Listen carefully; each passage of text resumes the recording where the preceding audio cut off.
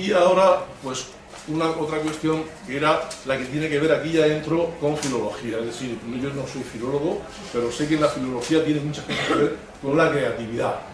La creatividad. Os recomiendo este libro, es un libro de divulgación. El nombre es impronunciable. Tú eres de idiomas, a ver si sabes pronunciar el nombre del autor. Sí. Mihaly Csikszentmihalyi. O algo así. O algo así. ¿Qué lengua es? No, el título está en español. El título es... Ese es el autor. Ese es el autor. Es que no me atreví a decirlo. Csikszentmihalyi. Es lo que en un español fonético que el nombre es húngaro o algo así. Es un autor húngaro. Pero ¿Qué país es? él es un profesor estadounidense de origen pues centroeuropeo. Sí. Tania, que lo lea Tania. El título se llama El fluir. Hay un concepto importante que es el fluir, el flujo. Es decir, la creatividad se manifiesta como un flujo. Es decir, lo que los psicólogos de la Gestalt llaman el insight, el chispazo. Entonces habla del flujo y la psicología. Se llama el fluir y la psicología del descubrimiento y la invención. El fluir y la psicología del descubrimiento y la invención. Es un libro casi de divulgación, pero que pone en clave de divulgación los trabajos de investigación que han llevado durante 30 o 40 años sobre lo que es la creatividad. Entonces, plantearía las siguientes cosas. Entendedme que yo quiero ser un poco provocador, sobre todo, como elemento, digamos, a ver si desencadeno pues, un poco las ideas que son interesantes para este objetivo de analizar. Nos imaginamos un MOOC sobre un taller de literatura, o de pintura, o de dibujo, o de música.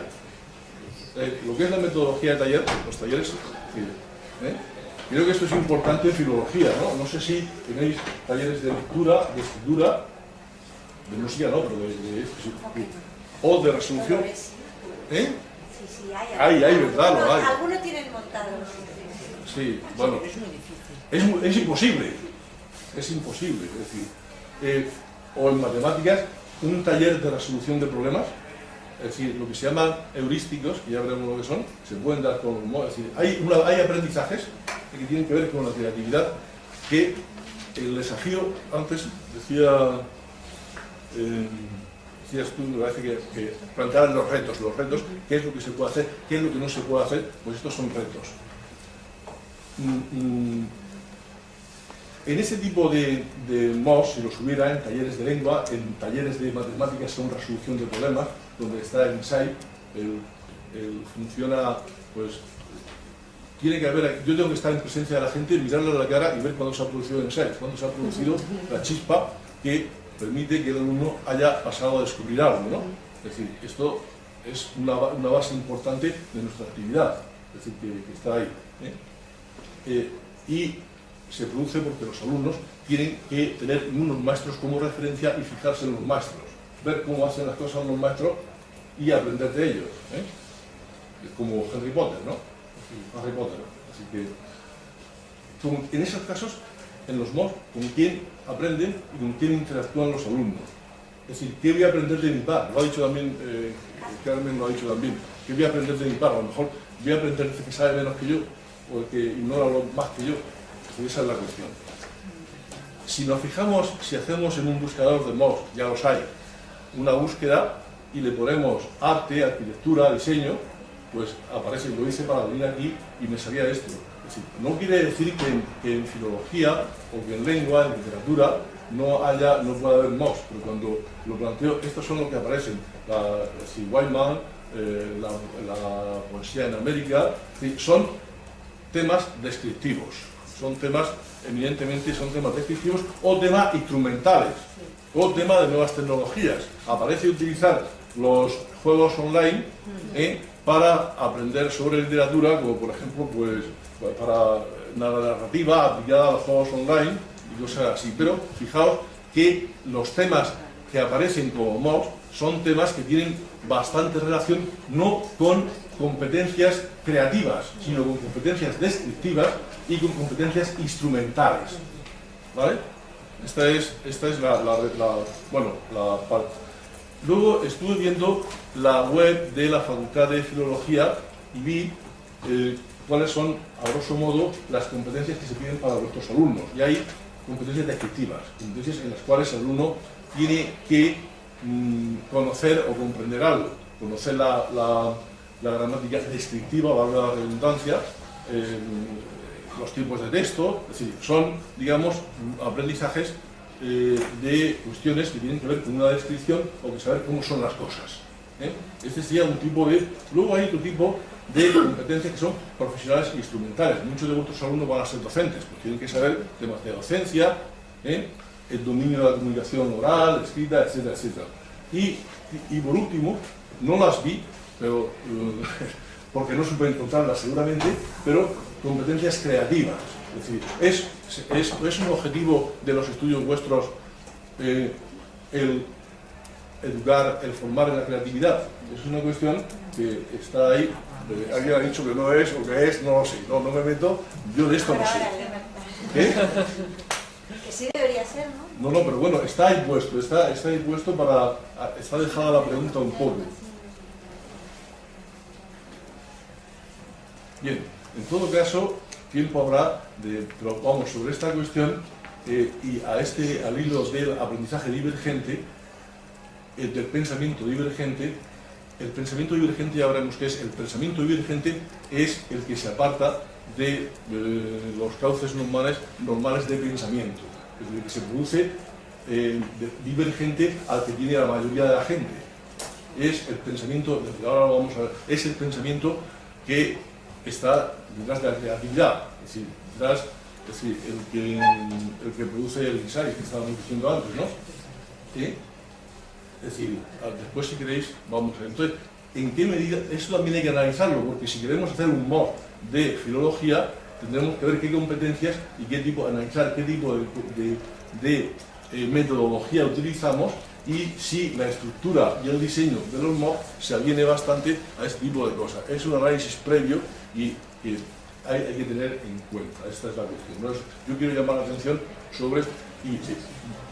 bajo el punto de vista de persona ajena y que no sabe sobre esta cuestión, pues las flechas estas amarillas o naranja, pues su grosor nos va indicando la componente de pensamiento divergente que puede haber en cada una de esas competencias. Es decir, pues las competencias descriptivas, cuando se hace una taxonomía, se está creando algo, se está creando cuando estamos diciendo los tipos de oraciones que hay o los tipos de partículas o los determinantes, o estamos hablando de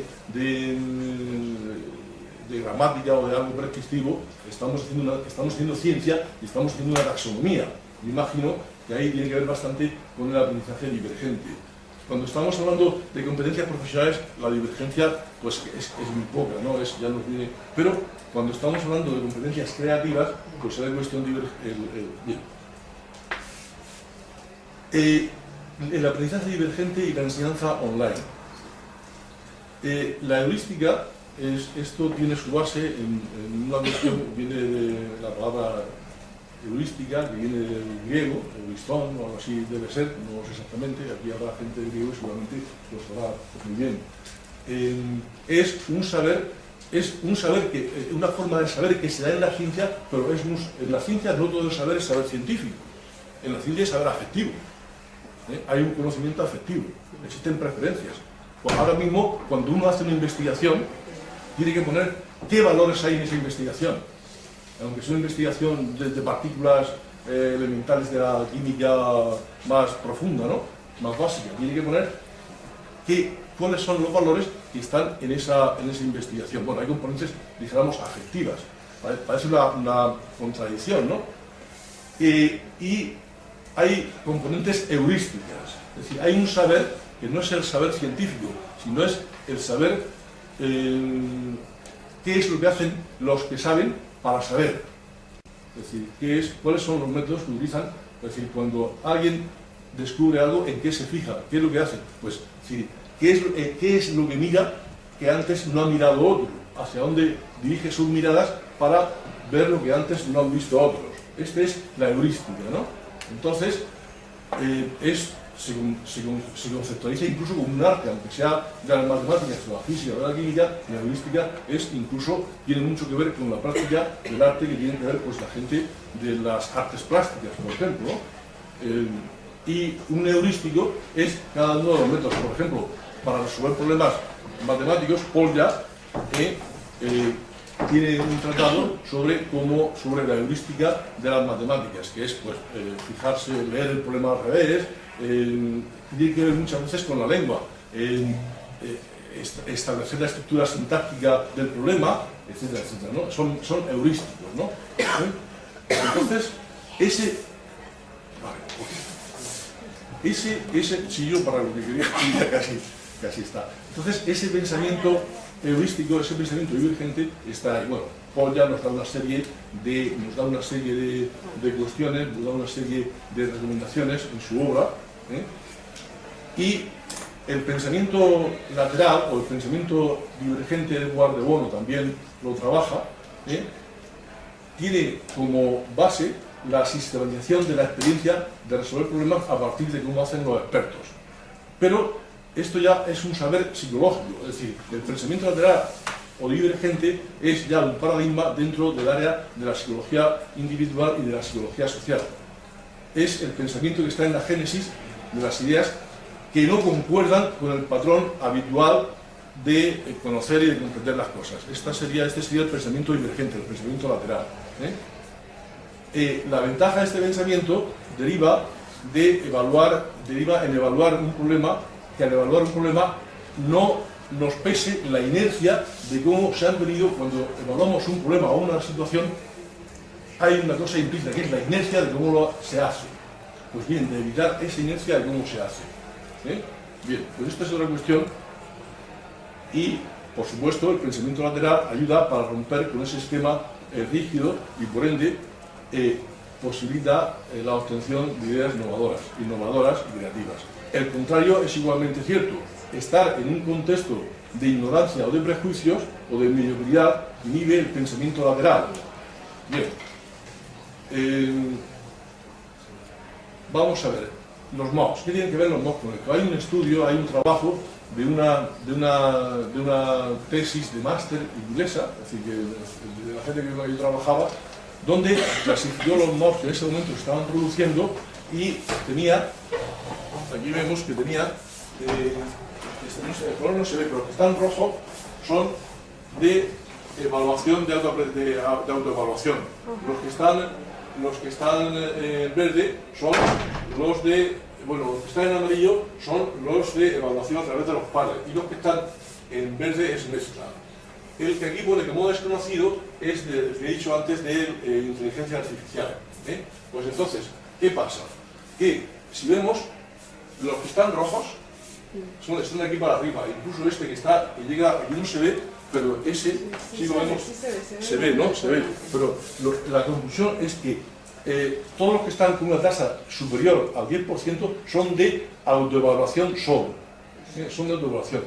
Los de evaluación por pares no superan en ningún caso el 3,21%.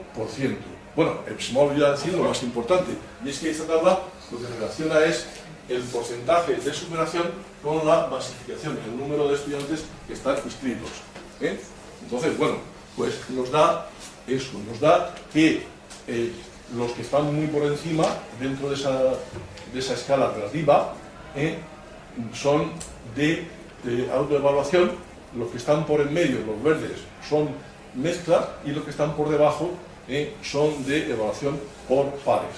Bueno, otra cosa que se ve es esto, que hay una correlación entre masividad y abandono, que me llamó la atención, no tiene nada que ver con digamos, la idea central de lo que yo pensaba exponer, pero me llamó la atención y lo pongo, ¿no?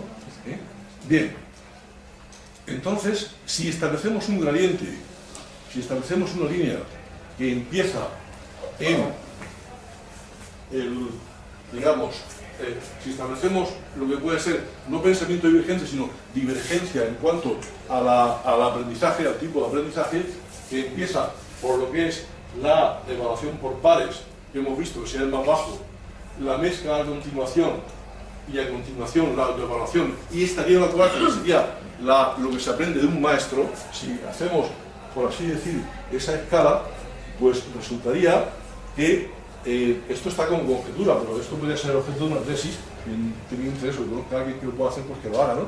Donde estaría por ver, pues eso, si la culminación con éxito de los MOOC tiene que ver con el grado de divergencia del aprendizaje. Bien, esto es lo que yo quería ver, y lo demás era sobre el diseño instruccional. Y por último, pues orientaciones para el diseño. A mí me pidió Ana que os dijera algo sobre orientaciones para el diseño, y entonces esa tabla donde relaciono las dimensiones de un curso online, sea MOOC o cualquier otro, y las componentes como son. Entonces, respecto de competencias, pues establezco una relación entre lo que son de un tipo de cursos, cuando las competencias son creativas y heurísticas, el aprendizaje es divergente, el entorno es de talleres, la evaluación es en el límite 1 por 1, pero debe ser en todo caso una evaluación altamente formativa. Es decir, estoy hablando de esta columna. Es decir, cuando las competencias, esta columna, ¿qué estaría? Pues todas estas dimensiones del curso estarían las competencias. Si las competencias son creativas o heurísticas, el aprendizaje debería ser altamente divergente, el entorno de talleres, etcétera, etcétera. Cuando las competencias son instrumentales y cuando las competencias son descriptivas, pues estaría esta clasificación. Esto sería la conclusión para la práctica, para el diseño, sería la conclusión de todo lo que he dicho anteriormente. Bueno, creo que sí.